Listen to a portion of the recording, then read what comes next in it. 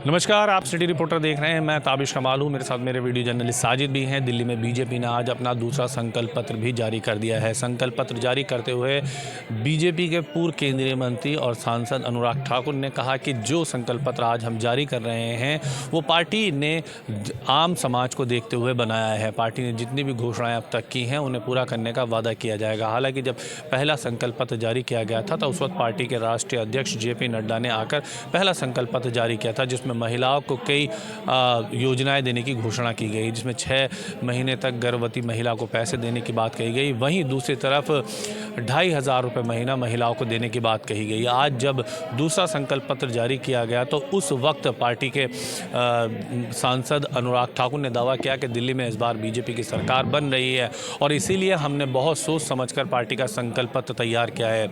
देश को प्रधानमंत्री नरेंद्र मोदी की गारंटी और कमल के फूल पर निशान है, इसलिए इस बार दिल्ली की जनता बीजेपी के साथ खड़ी हुई नजर आ रही है।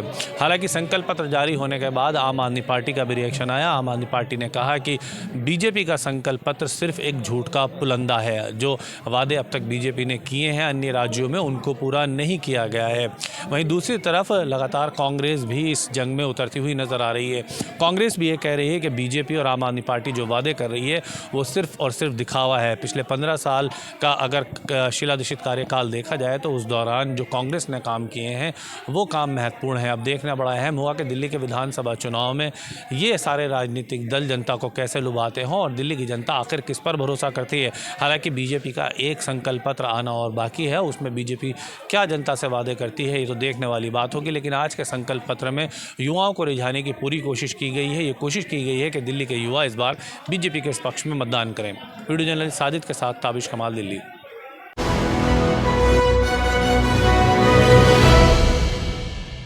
उत्तर प्रदेश सरकार के द्वारा लगातार विकास के पथ पर चलने का काम किया जा रहा है। अब उत्तर प्रदेश के तकरीबन 16 ज़िलों में PPP मॉडल पर साफ़ तौर पे बड़े अस्पताल खोलने की तैयारी की जा रही है।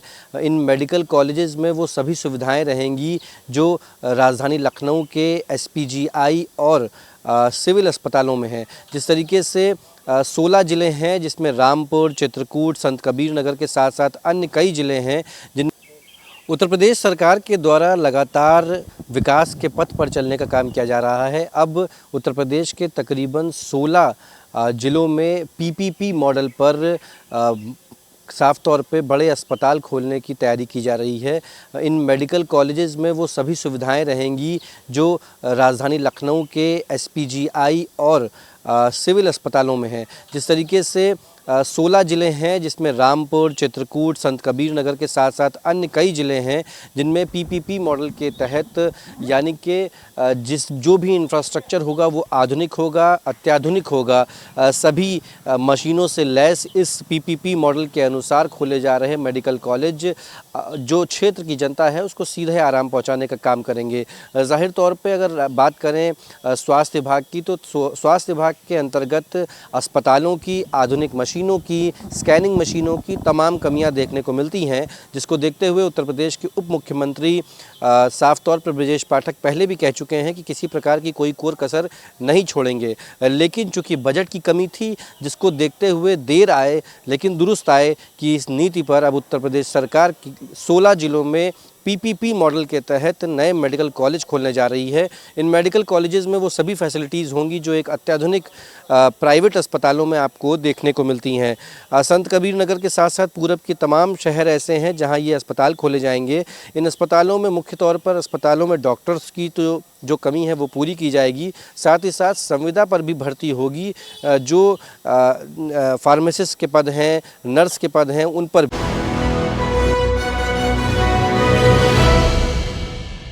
राजधानी लखनऊ के चिन्हट थाना क्षेत्र के अंतर्गत होटल सैफरान में राजस्थान के व्यापारी नीलेश भंडारी की संदिग्ध परिस्थितियों में मौत के मामले में पुलिस ने जांच की दिशा को तेज कर दिया है। जिस तरह से सैफरान होटल में कमरा नंबर 208 में संदिग्ध परिस्थितियों में व्यापारी नीलेश भंडारी जो राजस्थान के रहने वाले थे और सैफरान होटल में रुके थे, तो ऐसे में संदिग्ध परिस्थितियों में मौत के मामले में पुलिस ने जांच पड़ताल शुरू कर दी है। जिस तरह से होटल कर्मचारियों से पूछताछ में भी पता चला है कि नीलेश भंडारी के साथ महिला मित्र आकांक्षा जैन भी थी। हालांकि जब पुलिस वहां होटल पहुंची तो आकांक्षा जैन ने पुलिस को चकमा देकर वहां से फरार हो गई। अब लगातार पुलिसकर्मियों द्वारा महिला मित्र आकांक्षा जैन की तलाश की जा रही है। जिस तरह से संदिग्ध परिस्थितियों में व्यापारी नीलेश भंडारी की मौत हुई है, तो ऐसे में परिजनों ने भी तहरीर देकर कहीं ना कहीं इसमें प्राथमिकी दर्ज कराई है। अब पूरे मामले में राजस्थान पुलिस से भी लखनऊ की पुलिस ने संपर्क किया है और आकांक्षा जैन के बारे में पता लगाया जा रहा है। जिस तरह से पूरे मामले को लेकर ये घटना जाहिर हुई, उसके बाद से पुलिसकर्मियों ने होटल सैफरान कमरा नंबर 208 को मौका मुआयना करा और तमाम जो साक्ष्य थे उसको अपने पास लिया है। ये भी बताया जा रहा है कि जो सूत्र कह रहे हैं कि पुलिस ने महिला मित्र आकांक्षा जैन की तलाश तेज कर दी है। कैमरामैन सुनील के साथ उमेश मित्रा, जेके न्यूज, लखनऊ।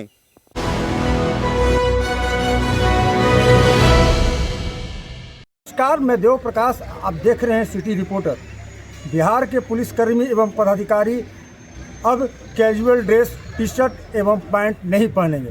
जी हाँ, ये जानकारी आज बिहार के डीजीपी विनय कुमार ने बिहार के पुलिस कर्मचारियों एवं पदाधिकारियों पर एक नियम जारी किया है, जिसमें उन्होंने बताया कि अब आज के बाद से बिहार के किसी भी पुलिस कार्यालय में पदाधिकारी एवं पुलिसकर्मी अब कैजुअल ड्रेस में अपने कार्यकाल के समय ऑफिस में नहीं आएंगे।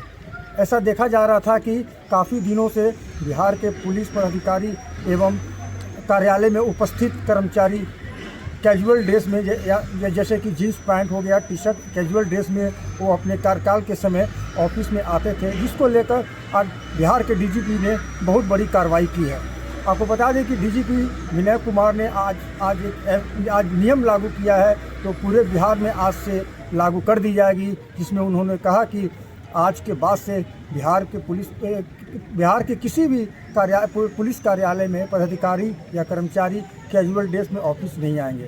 पहले देखा जा रहा था कि बिहार सरकार के द्वारा जो निर्धारित जो वर्दी था, वो वर्दी पहनकर लोग कार्यकाल में नहीं आते थे, जिसको लेकर इस पर उचित कदम बिहार के डीजीपी के द्वारा उठाया गया है।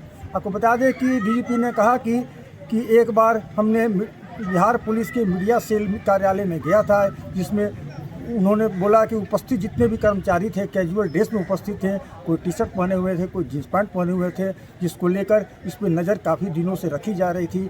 और बिहार के नए पदस्थापित डीजीपी विनय कुमार ने इस पर बड़ी एक्शन लेते हुए आज ये नियम पारित कर दिया है। और उन्होंने कहा कि आज के बाद से पूरे बिहार के किसी भी कार्यालय में बिहार पुलिस जो पद स्थापित हैं, अपने कार्यकाल के समय कैजुअल ड्रेस, जींस पैंट और टी शर्ट में वो कभी अपने ऑफिस में, कार्यालय में नहीं आएंगे। अब देखना होगा कि इनके ये आदेश पारित करने के बाद अब इस पर कितने सुधार आती है। कैमरा पर्सन अजय के साथ देव प्रकाश, जेके 24/7 न्यूज़, पटना।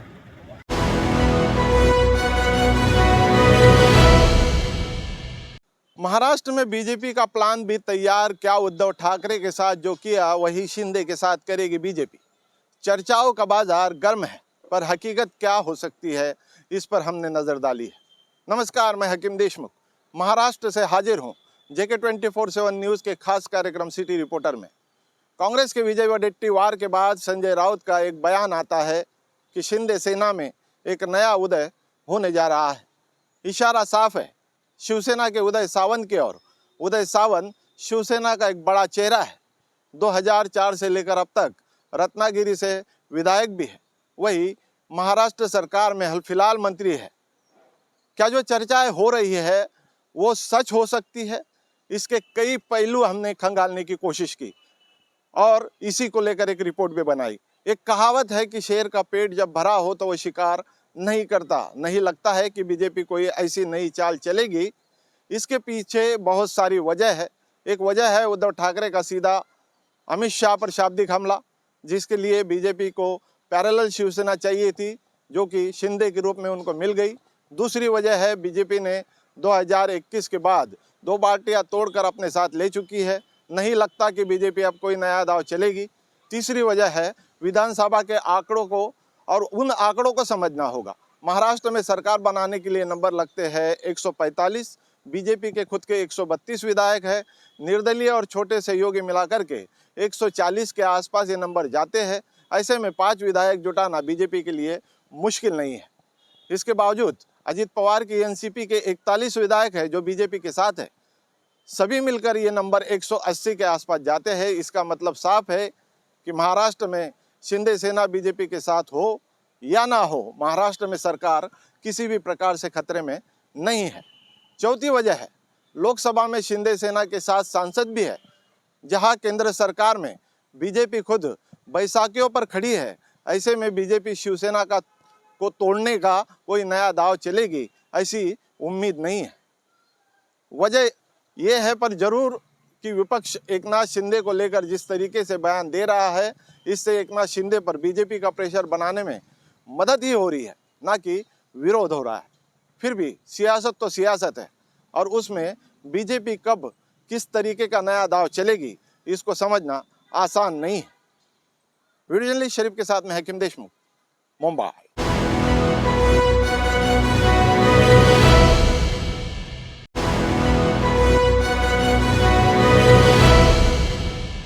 नमस्कार, आप देख रहे हैं हमारा विशेष प्रोग्राम सिटी रिपोर्टर और देहरादून से मैं हूं संचित शर्मा। एक बड़ी खबर लेकर के बात देहरादून के मौसम की करें तो देहरादून का मौसम बदल रहा है।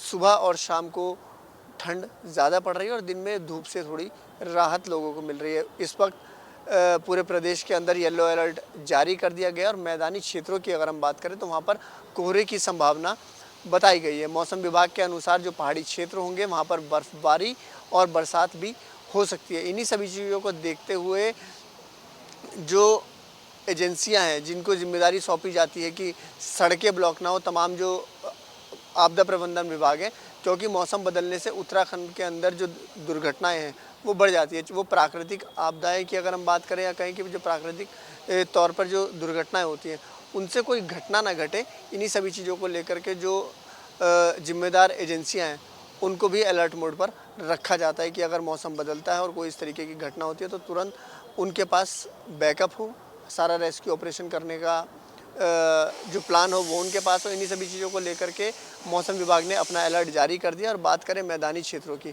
तो मैदानी क्षेत्रों में अधिक कोहरा रहने की संभावना बताई गई है और बर्फबारी अगर पहाड़ी क्षेत्रों में होती है अगले 2 दिन में तो निश्चित तौर पर जो मतदान केंद्रों में मतदान होने वहाँ पर भी इसका फ़र्क पड़ सकता है, क्योंकि मतदान केंद्रों तक जाने के लिए दिक्कतें होंगी और अगर बर्फबारी और बरसात ज़्यादा होती है तो निश्चित तौर पे मतदान पे भी इसका फ़र्क पड़ेगा। लेकिन व्यवस्थाएं किस तरीके की होगी वो वक्त बताएगा कि अगर इस तरीके से रहा और जो जिम्मेदार विभाग और जिम्मेदार एजेंसियाँ इसकी बात कर रही हैं कि उन्होंने तैयारियाँ पूरी कर ली हैं, वो वक्त बताएगा।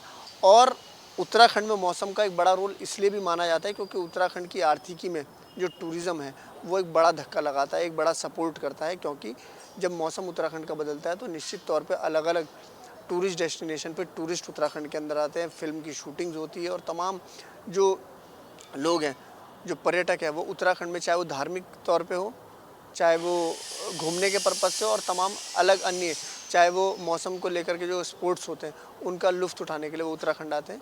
तो इन्हीं सभी चीज़ों को लेकर के मौसम का ये बड़ा अपडेट हम आपको दे रहे थे देहरादून से। कैमरा पर्सन वीरेंद्र थपलियाल के साथ देहरादून से संचित शर्मा।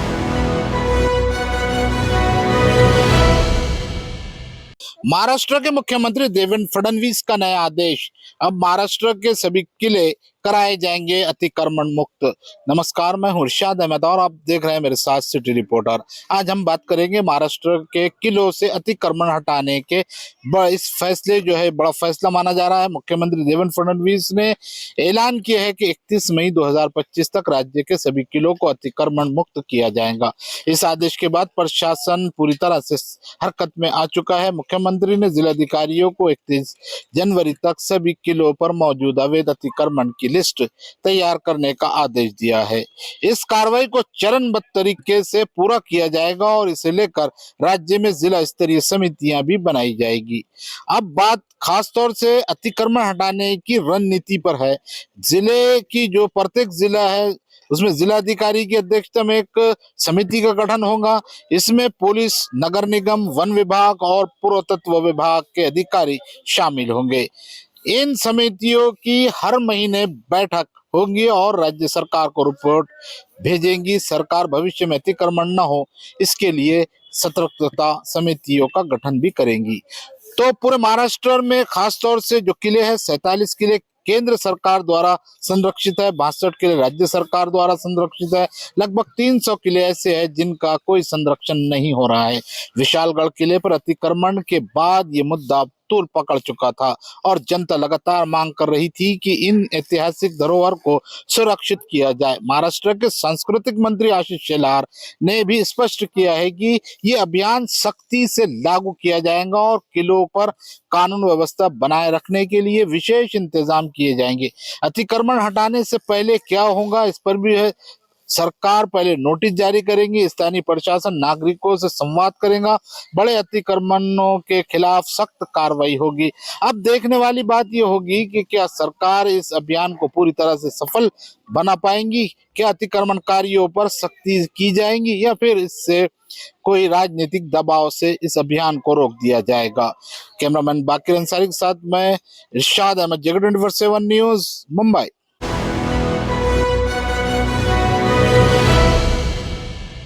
नमस्कार, आप देख रहे हैं हमारा खास कार्यक्रम सिटी रिपोर्टर और मैं हूं धनराज गर्ग, राजधानी देहरादून से। और आज बात करेंगे निकाय चुनाव की, क्योंकि निकाय चुनाव में मात्र एक दिन शेष बचा है, यानी कि उत्तराखंड के अंदर 23 जनवरी को निकाय चुनाव का जो मतदान है वो मतदान होगा और 25 जनवरी को इसका परिणाम सामने आ जाएगा। लेकिन देखिएगा कि आज 21 तारीख को यानी कि 5 बजे चुनाव प्रचार थम चुका है और अब कोई भी प्रत्याशी अपनी जनसभा या रैली नहीं कर सकता है।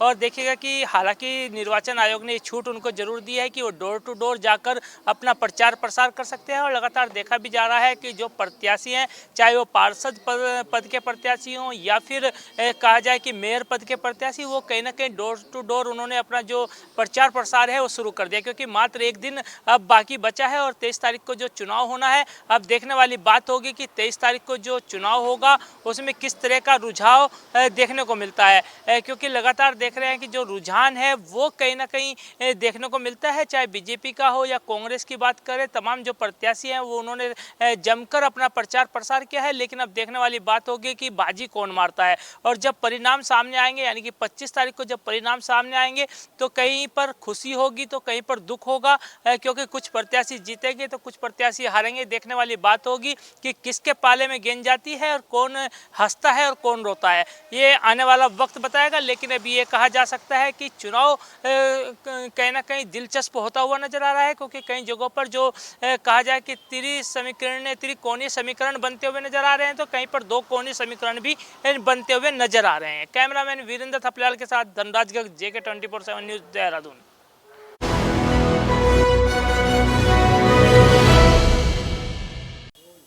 कल 22 जनवरी है और योगी आदित्यनाथ अपनी कैबिनेट मीटिंग को प्रयागराज में करेंगे। मीटिंग करेंगे, उसके बाद मीटिंग के बाद करीबन 54 मंत्रियों के साथ संगम तट पर डुबकी लगाएंगे।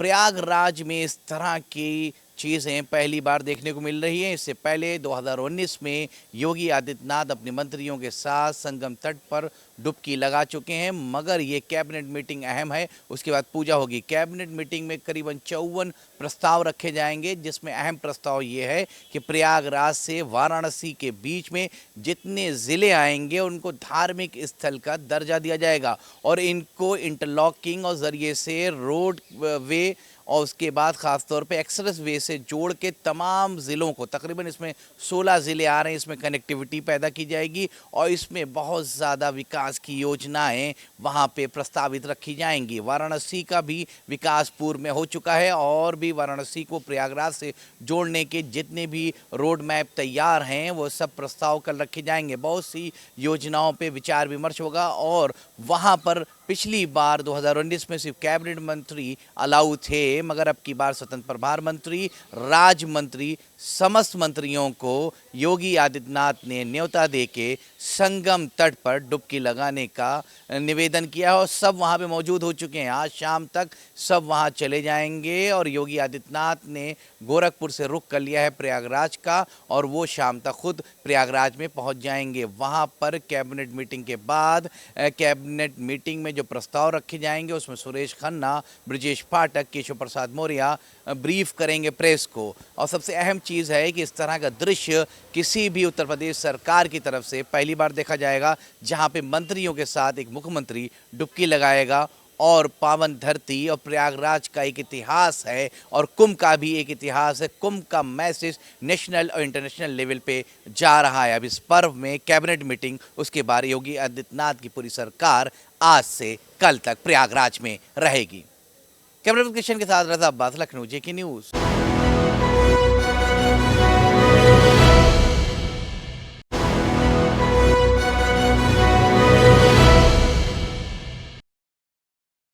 नमस्कार, आप देख रहे हैं सिटी रिपोर्टर, मेरे साथ में हूं संदीप गोयल।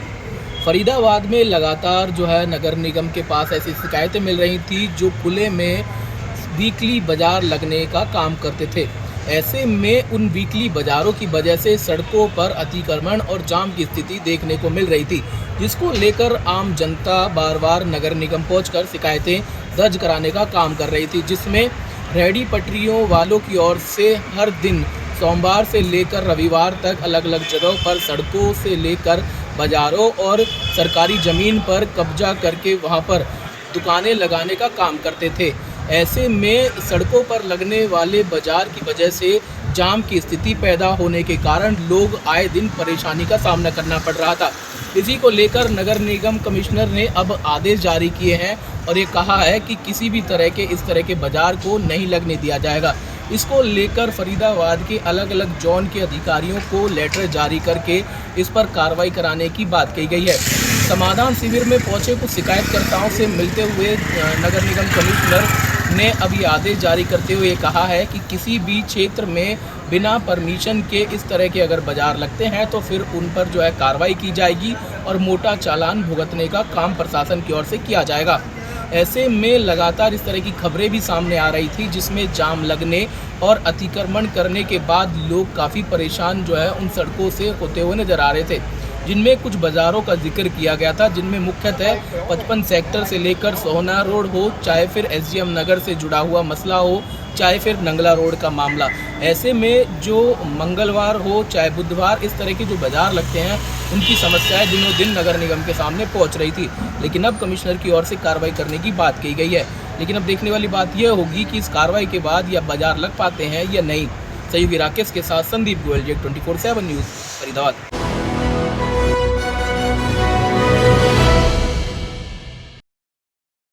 सिटी रिपोर्टर देख रहे सभी दर्शकों को नमस्कार। इस वक्त गरियाबंद जिले से एक बड़ी खबर निकलकर सामने आ रही है, जहां जवानों को एक बड़ी सफलता मिली है। बता दें कि कल सुबह से जवान और नक्सलियों के बीच मुठभेड़ जारी है। यह मुठभेड़ छत्तीसगढ़ के गरियाबंद जिले अंतर्गत कुल्हाड़ीघाट क्षेत्र के भालू डिग्गी के जंगलों में चल रहा है, जहां अब तक लगभग 20 नक्सली मारे जाने की खबर है। वहीं एक एसओजी के जवान को गोली लगने से घायल होने के चलते इलाज हेतु अस्पताल भेज दिया गया है। एक बार छत्तीसगढ़ सरकार का ये दावा साकार होते दिखाई दे रहा है। 2026 तक छत्तीसगढ़ को नक्सलवाद मुक्त करने की बात जो कही गई है वो एक सकारात्मक रूप लेते दिखाई दे रहे हैं, क्योंकि लगभग एक वर्ष में 200 के लगभग नक्सली मारे जा चुके हैं। वहीं 1000 के लगभग नक्सली सरेंडर कर चुके हैं। इस सफलता के लिए छत्तीसगढ़ के मुख्यमंत्री विष्णुदेव साय ने ट्वीट कर जवानों को बधाई भी दी है। वहीं अब तक पुलिस और जवान साथ ही नक्सलियों के साथ ये मुठभेड़ अभी भी जारी बताया जा रहा है। छत्तीसगढ़ गरियाबंद से कैमरामैन भूपेंद्र सिन्हा के साथ परमेश्वर राजपूत की रिपोर्ट।